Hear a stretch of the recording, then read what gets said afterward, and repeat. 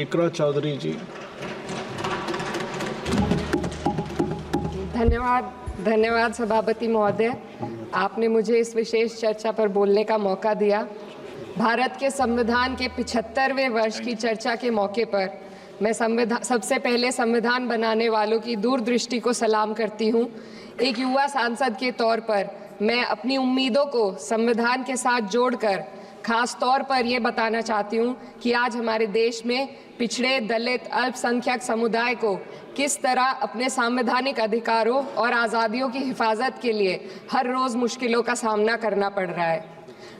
Doctor B.R. Ambedkar के कथन से अपनी बात रखना चाहती हूँ। उन्होंने कहा था, मुझे अपने भारतवर्ष पर फक्र है कि जिसके पास ऐसा संविधान है जो लोकतंत्र, समाजवाद और सेक्युलरिज्म को संजोता है। लेकिन आज ऐसा लगता है जैसे संविधान की किताब तो है पर इसे चलाने वालों का ईमान गुम हो गया है। आज हिंदुस्तान में हर वर्ग को किसी न किसी चुनौती का सामना करना पड़ रहा है, मगर अल्पसंख्यक खासतौर पर मुसलमानों पर जो कहर टूटा है वो किसी से छुपा नहीं है। ये लोग सिर्फ अपने मजहबी पहचान की वजह से निशाने पर हैं। संविधान का अनुच्छेद 15 कहता है कि किसी भी नागरिक के साथ धर्म, जाति या किसी और वजह से भेदभाव नहीं होना चाहिए, लेकिन हकीकत इसके उलट है। हालात इस कदर बिगड़ चुके हैं कि hate speech, mob lynching, bulldozer द्वारा घरों को गिराने की घटनाएं आम हो गई हैं, खास तौर पर उत्तर प्रदेश में, जहां ऐसा लगता है जैसे कानून के नाम पर जंगल राज चल रहा हो। संभल में जो हुआ वो सबके सामने है। पुलिस के संरक्षण में निर्दोष लोगों की हत्या की गई और सरकार ने चुप्पी साध ली। अल्पसंख्यकों पर हिंसा बढ़ती जा रही है, मगर सत्ता में बैठे लोग या तो आंखें मूंदे हुए हैं या फिर इन घटनाओं को बढ़ावा दे रहे हैं। हद तो तब हो जाती है जब न्यायपालिका की बात भी अनसुनी कर दी जाती है। सुप्रीम कोर्ट ने मॉब लिंचिंग पर 11 सूत्रीय निर्देश जारी किए थे। इसमें साफ कहा गया था कि राज्य सरकारें और पुलिस इस तरह की घटनाओं को रोकने और दोषियों पर सख्त कार्रवाई करने के लिए जिम्मेदार हैं, लेकिन आज भी इन निर्देशों पर अमल नहीं हो रहा है। हाल ये है कि मॉब लिंचिंग को रोकने की बजाय सत्ता में बैठे लोग आग में घी डालने का काम कर रहे हैं। उनकी जुबान से ऐसी बातें निकलती हैं जो नफरत को और बढ़ावा देती है। ये अशांति अब इतनी गहराई तक फैल चुकी है कि हमारे समाज के धर्मनिरपेक्ष चरित्र पर गंभीर सवाल उठ रहे हैं। साल की शुरुआत में ही कई राज्यों में दुकानदारों को अपने नाम बोर्ड पर लगाने के लिए मजबूर किया गया।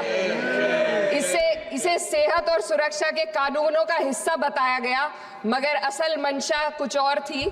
ये कदम खास तौर पर मुसलमान दुकानदारों को निशाना बनाकर उठाया गया ताकि उनकी रोजी रोटी पर चोट की जाए।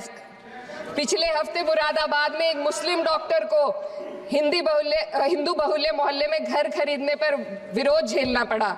वजह बताई गई कि इससे मोहल्ले की सामाजिक शांति बिगड़ जाएगी। अब आप ही बताइए, क्या ये वजह सही है, जायज है? असल में ये छोटी बड़ी घटना इस बात का सबूत है कि सांप्रदायिकता को बढ़ावा देने वाले बयान और नीतियां हमारे समाज को अंदर से खोखला कर रही है। उत्तर प्रदेश में यति नरसिंहानंद ने बेहद घटिया बयान दिया, लेकिन सरकार इन बयानों पर कोई कार्रवाई नहीं कर रही। हेट स्पीच न केवल जनमानस के विचारों को प्रदूषित करती है, बल्कि इससे अब संवैधानिक पदों पर बैठे लोगों को भी प्रभावित कर दिया है। अभी हाल ही में माननीय उच्च न्यायालय इलाहाबाद के माननीय न्यायाधीश ने ऐसे बयान दिए जिसका संज्ञान खुद सुप्रीम कोर्ट को लेना पड़ा। संविधान के अनुच्छेद 29 और 30 ने अल्पसंख्यकों को उनके मजहबी और सांस्कृतिक हक दिए हैं ताकि वो अपनी पहचान को बचा सके और अपने संस्थान चला सके, लेकिन आज उन्हीं हकों पर हर तरफ से चोट की जा रही है। वक्फ जैसे बिल लाकर उनके धार्मिक अधिकारों को छीनने की कोशिश की जा रही है।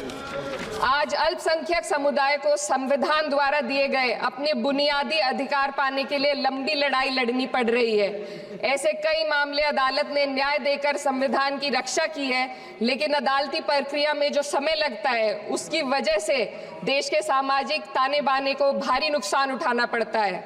मिसाल के तौर पर इलाहाबाद हाई कोर्ट ने 2 मिनट 2004 के मदरसा एक्ट को रद्द कर दिया था, जिससे मदरसों के संचालन पर सवाल उठे। हालांकि सुप्रीम कोर्ट ने बाद में इस फैसले को पलट दिया और एक्ट को वैध करार दिया, लेकिन इस प्रक्रिया में जो समय लगा उसने अल्पसंख्यकों को बेचैनी और संघर्ष के दौर में डाला है। इसी कड़ी में प्लेसेस ऑफ वर्शिप एक्ट 91 भी आता है और कई अन्य अधिकार, उन्हें भी इसी तरह अदालती लड़ाइयों में उलझाया जा रहा है। ये स्थिति न केवल अल्पसंख्यकों के अधिकारों की राह में रुकावट है, बल्कि justice delayed is justice denied जैसी कहावत को सिद्ध करती है। मैं इस सदन से दुनिया भर के अल्पसंख्यकों की आवाज उठाना चाहती हूँ, खास तौर पर हमारे पड़ोसी देश बांग्लादेश में अल्पसंख्यकों के साथ जो हो रहा है वे दिल को गहरे तक चोट पहुंचाने वाला है। उनकी जान माल की हत्या की जा रही है। बांग्लादेश हो या हिंदुस्तान हो या कोई और देश, अल्पसंख्यकों की सुरक्षा, इज्जत और अधिकारों की हिफाजत हर सरकार की सबसे पहली जिम्मेदारी होनी चाहिए। मैं इस सदन से अपने देश के अल्पसंख्यकों के साथ बांग्लादेश के पीड़ित अल्पसंख्यकों की आवाज को एक साथ उठाना चाहती हूँ। ये वक्त की पुकार है कि हम सब मिलकर ये सुनिश्चित करें कि किसी भी इंसान को उसकी पहचान या मजहब के कारण डर कर जीने पर मजबूर ना होना पड़े।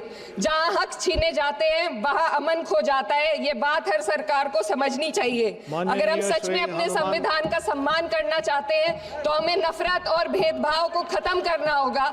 हमें ये दिखाना होगा कि ये मुल्क हर वर्ग, हर जाति, हर धर्म और हर समुदाय का है, और जब तक ऐसा नहीं होगा तब तक संविधान की आत्मा सिसकती रहेगी। सर, अपनी बात को खत्म करते हुए मैं एक शेर अर्ज करना चाहती हूँ। ये दाग दाग उजाला, ये शब गजीदा शहर, वो इंतजार था जिसका, ये वो शहर तो नहीं। लेकिन अगर इस सदन में बैठे हम सभी सदस्य ये ठान ले कि हमें संविधान के मूल्यों को लागू करना है और उसे लागू करने का प्रयास करें, तो वह सुबह जरूर आएगी जिसके लिए लाखों भारतवासियों ने अपने जानों की कुर्बानी दी थी।